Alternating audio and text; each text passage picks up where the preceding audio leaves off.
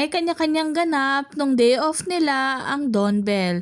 Si Donnie ay nag-Bello Day. Samantalang si Bel Mariano nasa isang mall at kitang-kita na hawak niya ang kanyang susi. Grabe, napaka-independent niya talaga. Dahil lagi silang magkasama sa taping ni Donnie Pangilinan, mukhang tumaba si Bel Mariano. Hika nga ng mga netizen ay bagay na bagay sa kanya. Usap-usapan din sa social media na magkakaroon ng He's Into Her Season 3, ngunit hindi pa ito in-announce kung kailan ito mapapanood muli. Nag-top 3 ang Can't Buy Me Love sa Netflix. Grabe, pati sa primetime ay nangunguna ang Can't Buy Me Love.